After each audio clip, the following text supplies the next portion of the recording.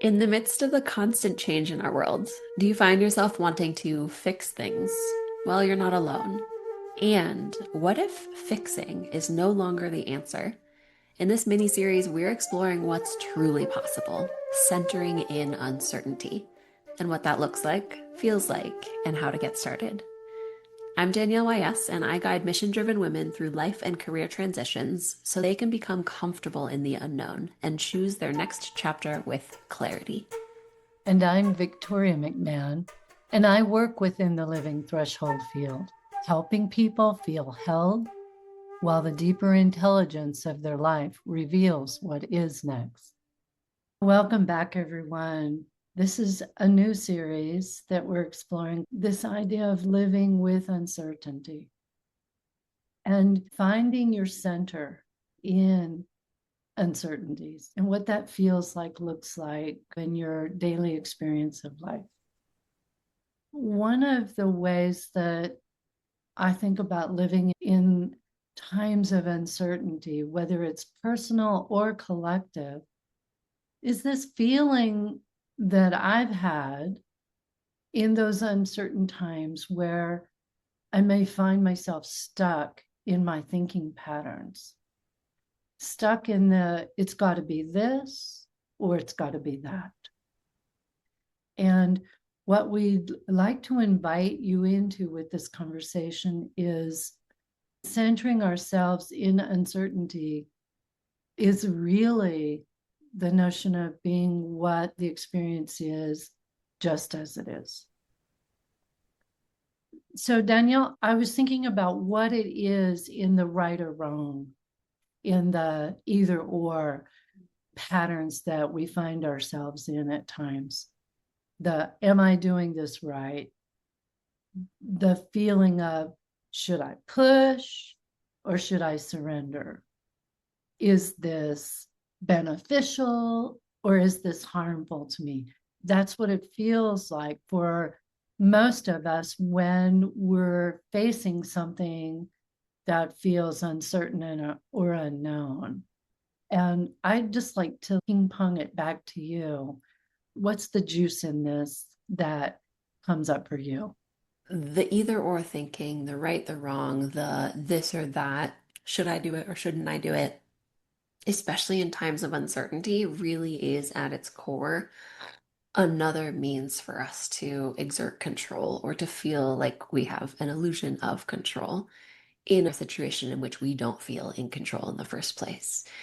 This either or thinking as a way of labeling the world around ourselves, and labeling is at its core a way of understanding the worlds around us. And when we understand it, we feel like we have some measure of control over it. So when we're looking at this either or thinking within the uncertainty, it shows itself as this or that, either or, rather than really seeing a situation for what it is and seeing the way that we can flow from this to that. It's having blinders on as we move through the world around us, tunnel visioned on that end goal, whatever that end goal might be. Mm-hmm.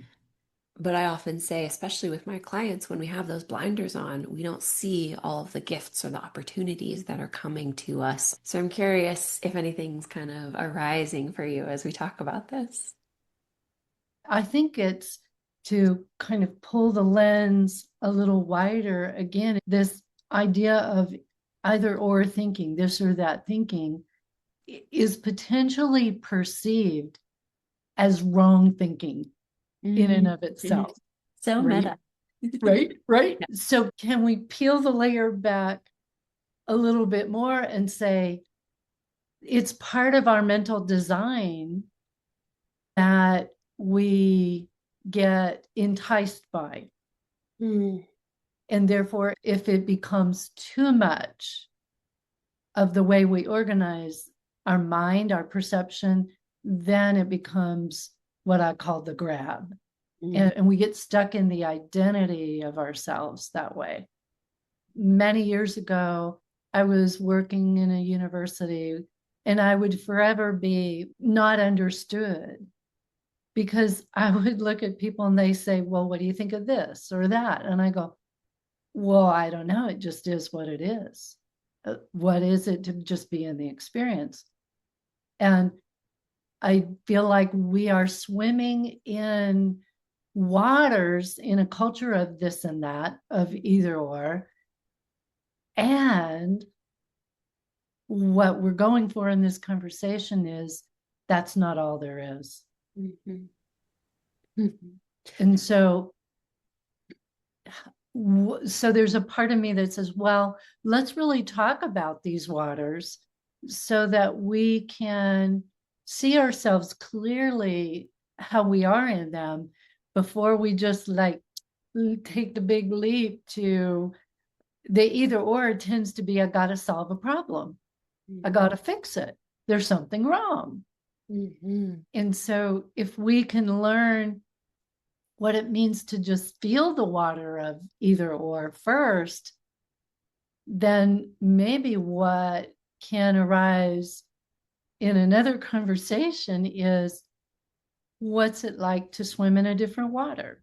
Mhm. I get this image of a bridge crossing over a valley that has a stream in the middle or a rushing river. And in this ping-ponging back and forth between either or and wanting to solve a problem, it's like we're at one side and then we're at the other side, and then we're at one side and the other side. And we never take the time to just be on the bridge and just hanging out, looking at the world around us, at what is. And maybe that's because the bridge is this old rickety rope bridge that feels like it's moldering and gonna break apart the second we step on it. So there's a fear of stepping onto that bridge. There's a fear of stepping into that in between. So instead, we transport from one side to the other, and we don't have that space in between. And that space in between can be presence, it can be a space between the breaths, it can be the liminal space, the unknown, uncertainty, whatever is there that feels daunting to us. I really love the imagery of that. And I'm imagining this bridge that has wood slats and ropes and all of that.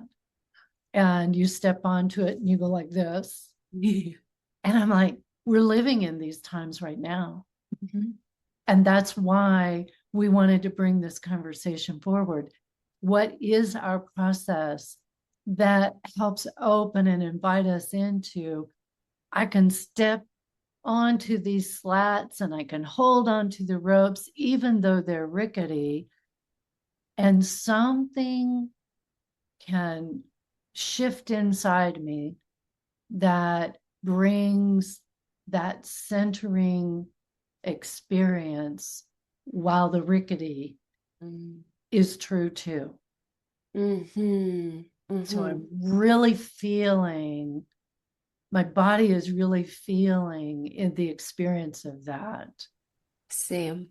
As you talked about stepping onto the bridge and it going like this, I felt that. But the second that you said centering in that moment, in that uncertainty, it was like, oh, fully grounded, fully present, and trusting that this path is okay. We're going to be okay. And things are going to move as they need to. The bridge is going to move as it needs to. The river below is going to move as it needs to. And we're going to get wherever we need to get, even if it's not to the other side, because that might not be where we're meant to go. Wow. That just opened another stream Bring it on. because uncertainty is really about allowing the not knowing, is creating space for the notion that you don't have to know how this turns out, whatever this is. And there's a lot of thises that are circulating in our minds these days. And so then the curiosity, I come back to the either or way of operating.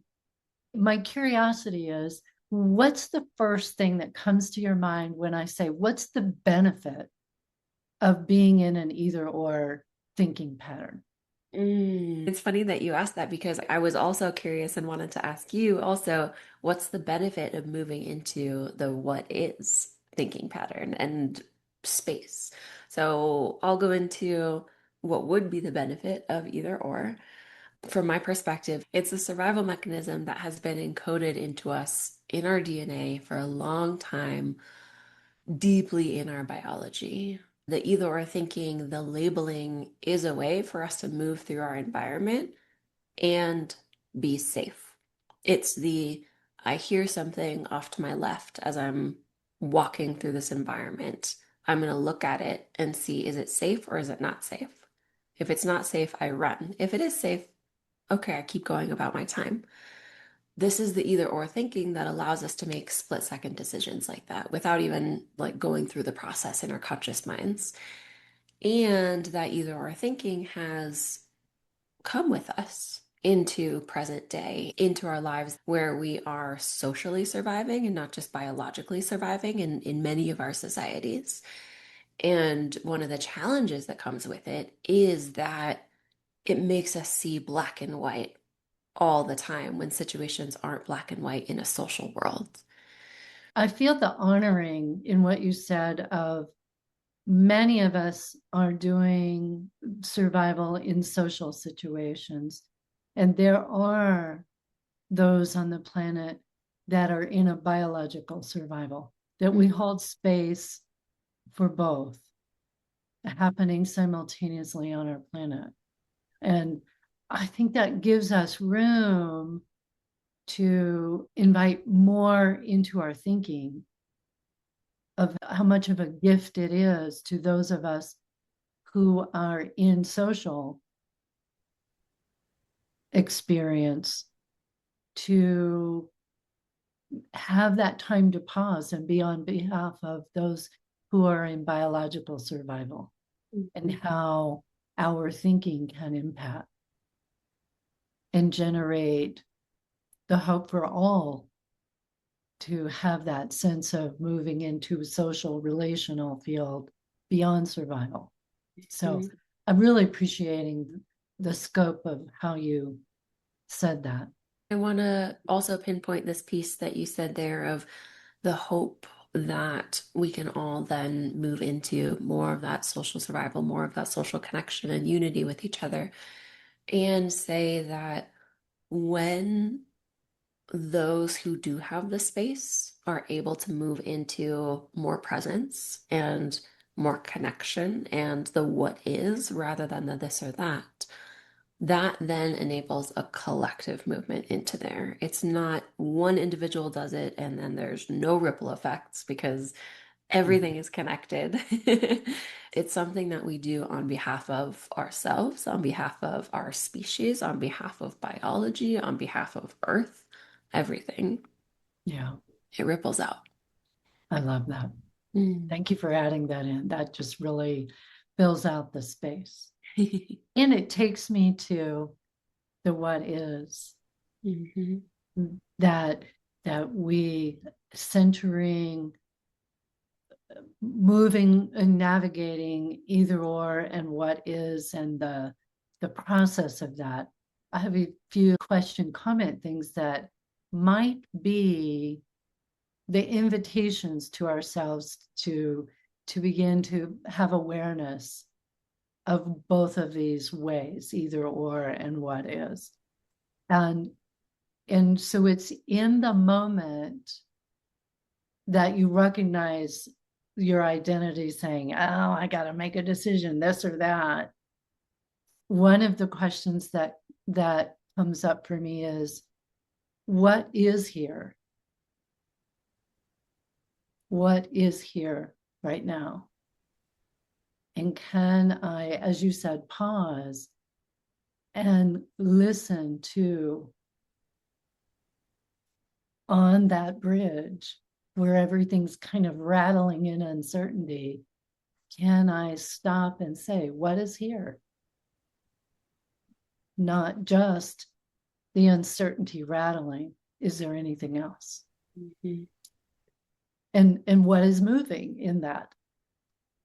Yeah. All of the pieces, not just this or that. Is there more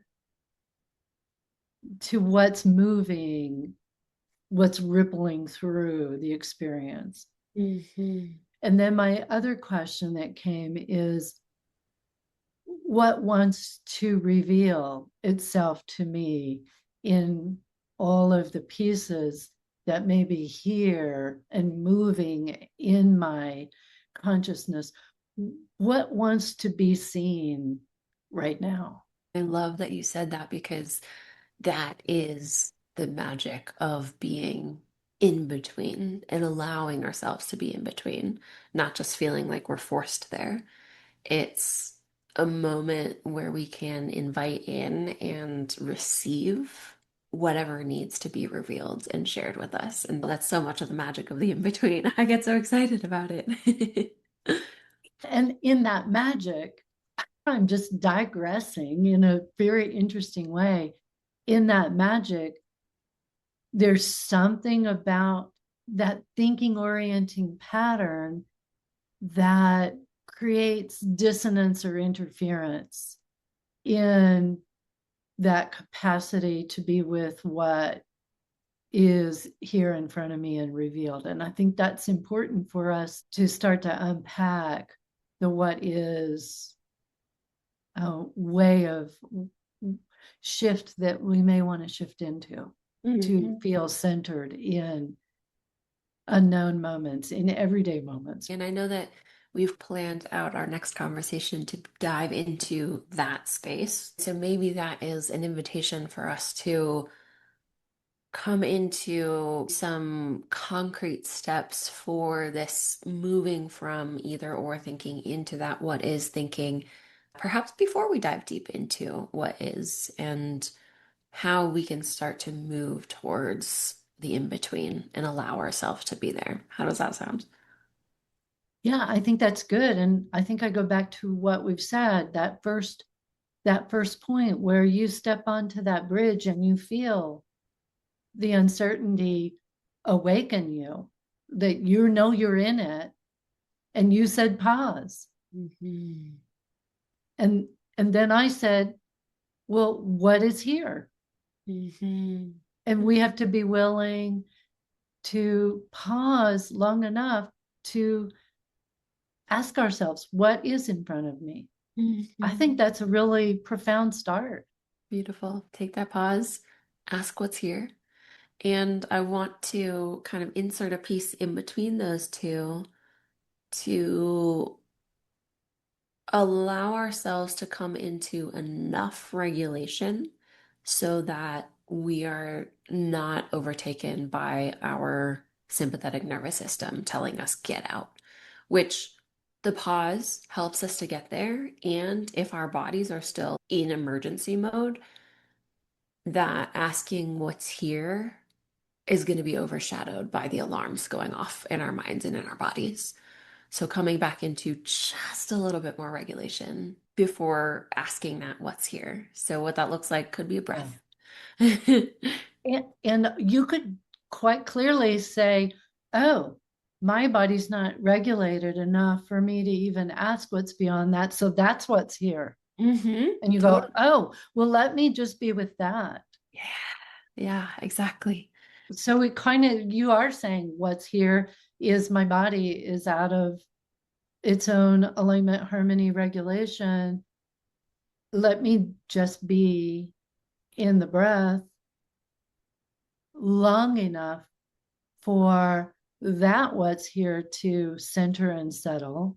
Mhm. And then I can go into what's next. I Yeah. think you just did it in the moment.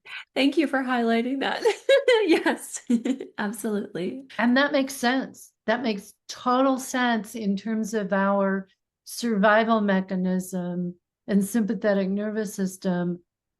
That would be the natural progression for Mhm. us to look at what's here. And that goes back to that original conversation series on listening the body.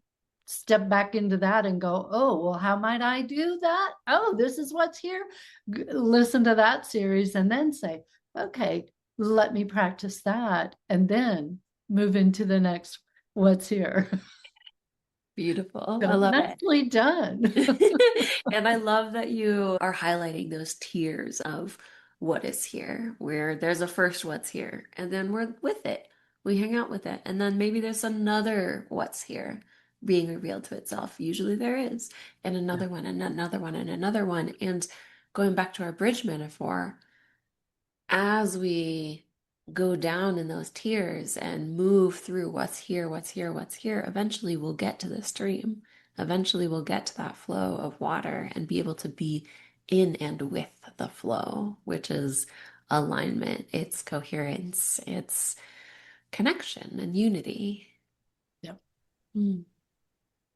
So our next conversation is taking one step at a time on that bridge to the centermost point of it, right over the water. Mhm. And that's the process of going into what is. I love this conversation. Mhm. Mm. It's magic. So magic. We are so happy to be here with all of you. Thank you for watching. Subscribe to us to watch additional episodes from us, and we can't wait to dive in with you next time.